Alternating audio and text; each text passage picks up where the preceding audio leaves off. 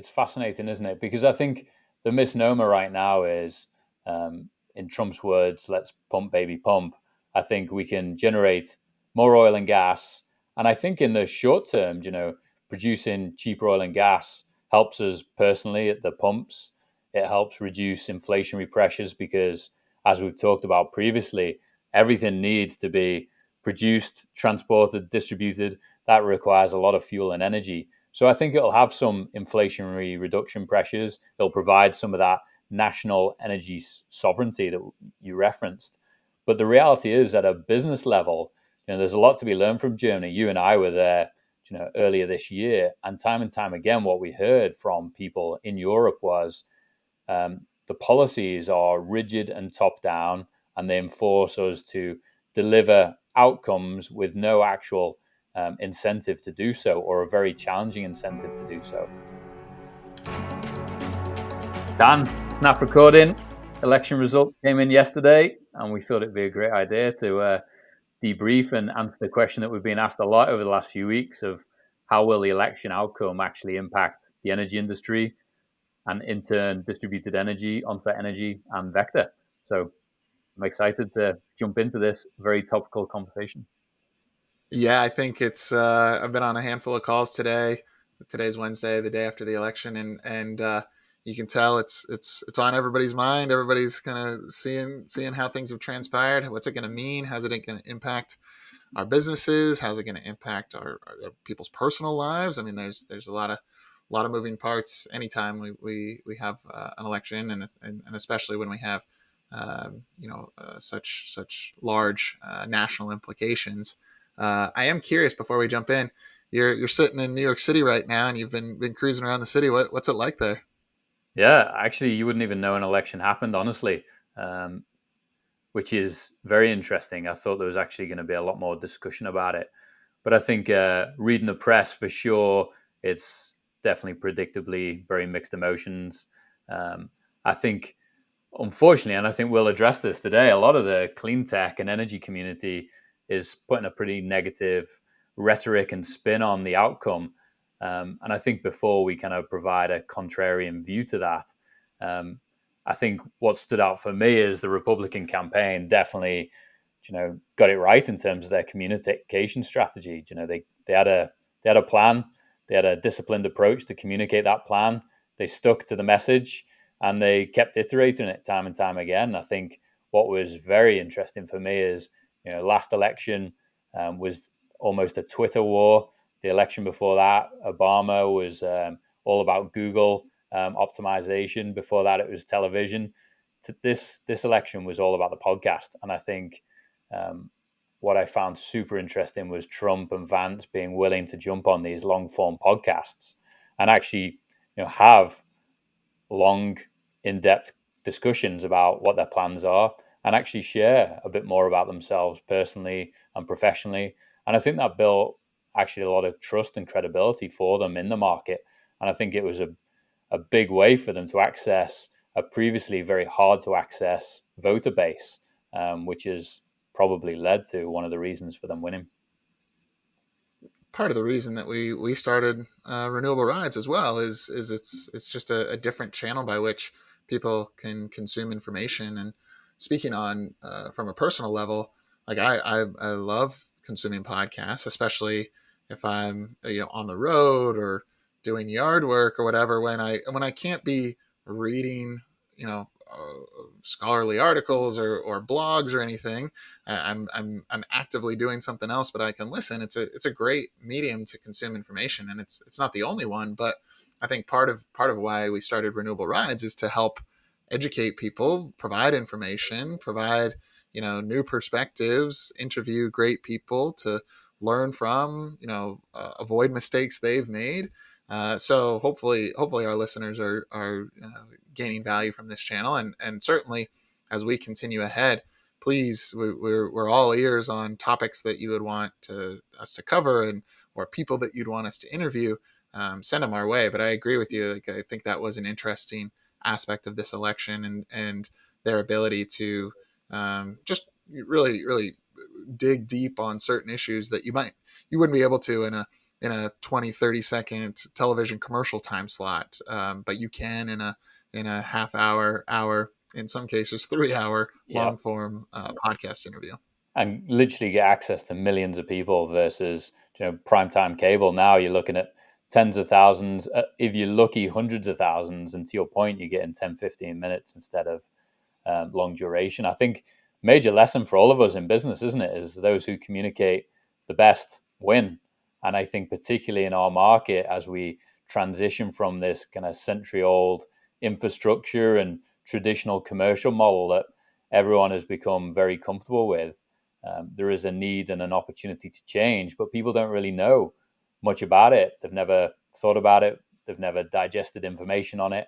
And yeah, let's continue to use this channel to spread the insights, the lessons, and get people super excited about the opportunity.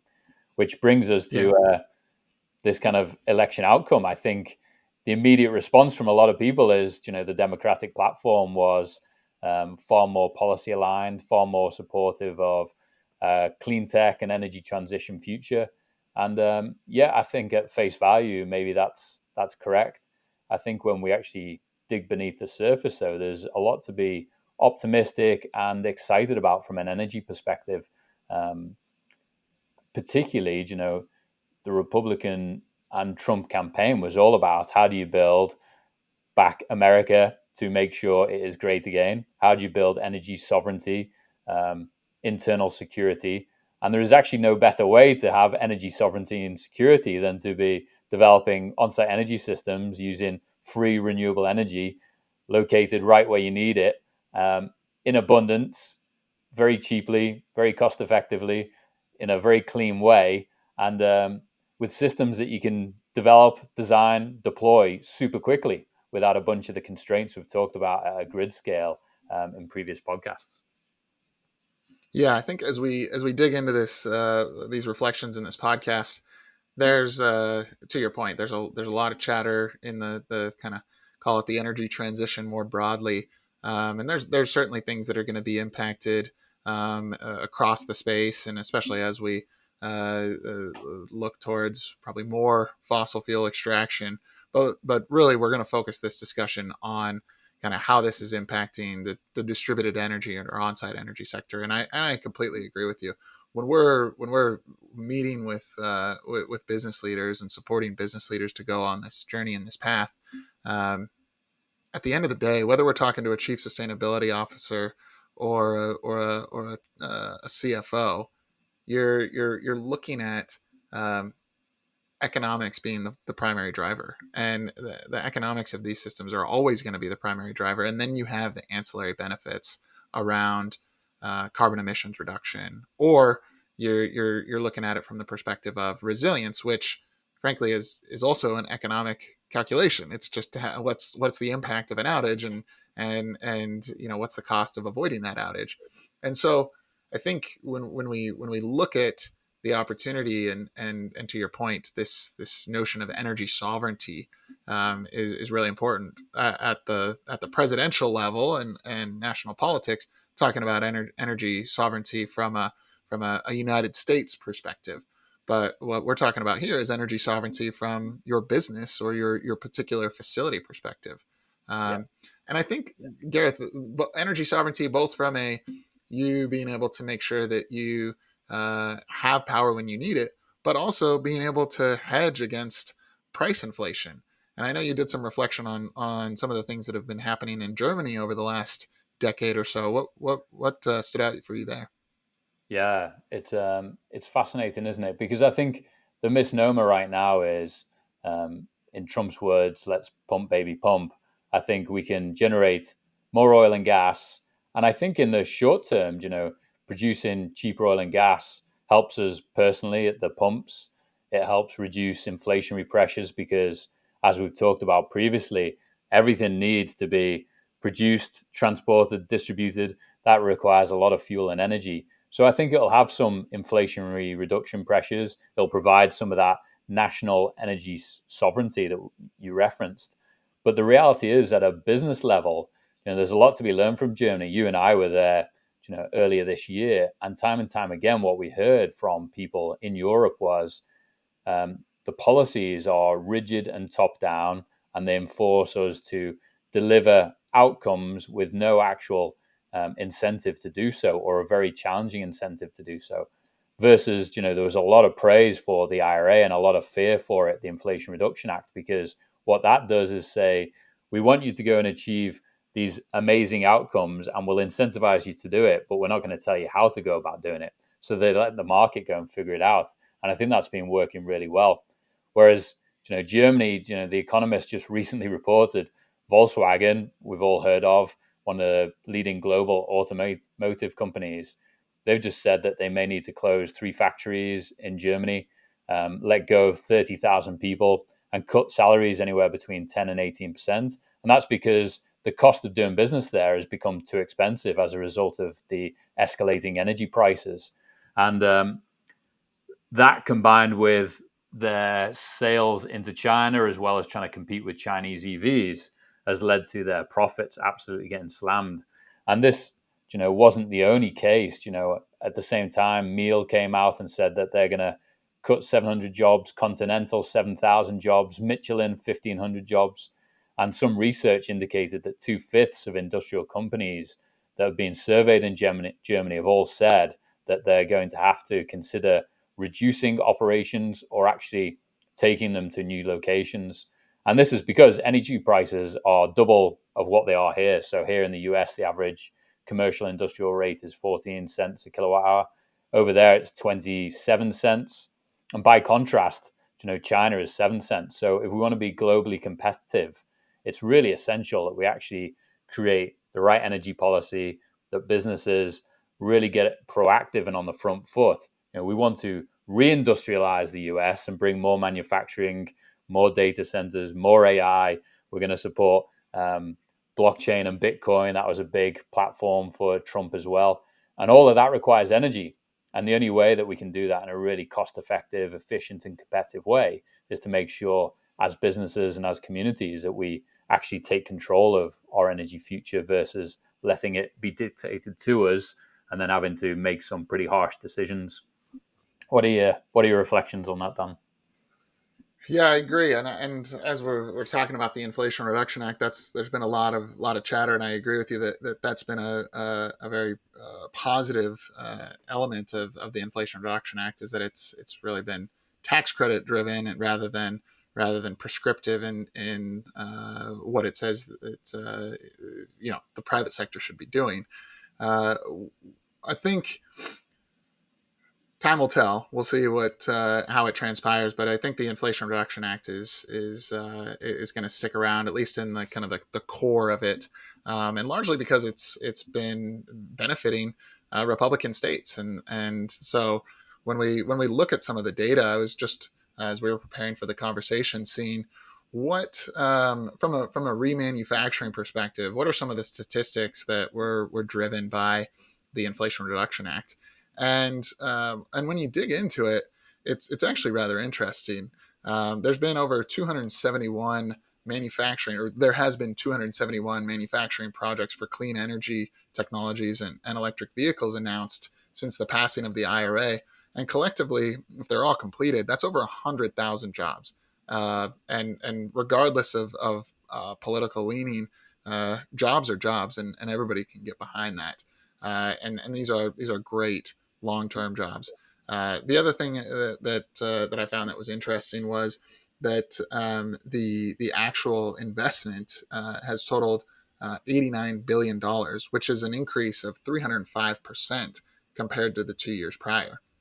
And I found in a different MIT study that when you look at the actual investment on a state by state basis as a percentage of state GDP, and this is for the time period, the year of, 2 years of Q3 2022 through the second quarter of this year, 2024, the top 10 states, again, on the manufacturing investment as a percentage of state GDP, in order, it's Tennessee, Kentucky, Nevada, Michigan, Kansas, Georgia, South Carolina, North Carolina, Ohio, and Indiana. Yeah. And that's pretty awesome to see. And these are traditional blue collar states that have a lot of manufacturing. And it's exciting to see more manufacturing come back. So when the concerns over, I mean, my perspective, the concerns over the IRA just simply going away, I'm not too concerned about that. Again, time will tell, because of the outsized impact on the red states. Now, in our sector directly, the tax credits for deploying these systems have been, great in many places where maybe an on-site energy system would have maybe a mediocre business case and it'd be a bit on the fence, and those tax credits can take it over. And I don't see that going away as well. Those are pretty solidified, and it's something that, because of the nature of the tax credits, it can't be undone with an executive order. It does require Congress to get involved. So it gives me confidence that we'll see this continue. I hope that we're not doing a podcast here in the near future that is having a debrief on what to do after that all goes away. But we'll see. Yeah. And I think to support all that reshoring of manufacturing and new development, the reality is we're seeing more and more businesses being turned away by utilities because the utilities don't have access to any spare energy capacity. And I think this is the constraint of the grid, isn't it? Is even if we unlocked huge amounts of cheap gas and we really invested into that market, the gas plants are maxed out anyway. Supply is already struggling to keep up with demand. Energy demand is only going to continue to increase. And we know bringing on large scale gas plants, coal plants, large scale solar, wind, these are 5, 10, 15, 20-year developments. And we just can't move quick enough. And so I think the financial groundwork has already been laid for this market to continue to accelerate because there is no better economic um, opportunity for businesses to get access to power at affordable rates. And I think, like you said before, economics always speaks loudest. And I think just to build on Well, your comments about the Republican states actually embracing the IRA, it's because there's typically less red tape and more development going on there. And then I was chatting to a guy earlier today who was saying he did a bunch of policy research, and actually it was Republican states that had the most discussions around microgrids because they're typically also in high outage related areas. And so they're realizing that to actually have resilient power and ride through these outages, there's a need for more on-site energy systems, more microgrids, and that the central grid continues to be vulnerable. And that's not going to change. yeah, I was one of the things that to emphasize your point on, even if we're firing up more gas peaker plant or gas fired power plants, it doesn't absolve the transmission and distribution issues we have. I was actually reviewing a report that our team did for a major manufacturer in this that has a large global footprint, but that in this case a facility up in Minnesota, and the core, and I'll deliver the message to you in the order of importance to this manufacturer. The number one most important thing for them was mitigating voltage sags. So when Mm-hmm. we think about the challenges with the grid, you always hear about outages. And certainly, we had our Halloween episode and talked about some of the biggest outages of all time, and long duration outages that last many days. But voltage sags, which can be seconds or sub-second intervals, can really wreak havoc on manufacturing equipment and manufacturing processes. And so, in this particular plant, voltage sags was actually the number one most important issue. You can't solve that with centralized power plants and transmission and distribution. That has to be solved at the facility. And the analysis that was completed there, the payback on deploying systems to solve that voltage sag have paybacks less than 1 year. Yeah, well, Everybody can get behind that. yeah, Everybody can get behind that. The second most important thing was outage mitigation. So now we're getting into outages, which is what we often attribute to resilience. And in this case, it was looking at how do we ride through a 2 hour outage. And in that case, there was anywhere between a 3 to 5 year payback period. And then third was looking at what's the financial opportunity for on-site generation and storage. And in that case, it was right around the 7 year mark. again, up in Minnesota, kind of one of the middle of the road states from an energy cost perspective. But I think when we think about these on-site systems, it translates into much more than just looking at pump baby pump or drill baby drill and the centralized system. You have to look at what you can do at your facility. And this rings true or holds true to one of the major auto OEMs that we're getting prepared to do work with. Their concerns are in the same exact order there. They're concerned about voltage sags and issues related to that and how that impacts their manufacturing, then outages, and then where can they save money on generating storing power on site. Yeah, that's right. And I think the reality is, I think everything I've kind of learned through economics as well is the federal change will take years to filter into the ecosystem. And so I think, like we spoke about on the last episode, the local regulations and the local policies are going to probably continue to have the biggest impact on our businesses. And so that doesn't change or go away. We need to be completely informed as to how our business is being affected by those local regulations and policies. And I would encourage everyone to check out that episode. I would say the one area that I am concerned about is on the supply chain side. I think we're obviously ramping up manufacturing, but I don't think manufacturing here in the US is going to be up to where it needs to be to supply all the equipment we need to support these initiatives if tariffs come in as planned, with the severity that has been discussed.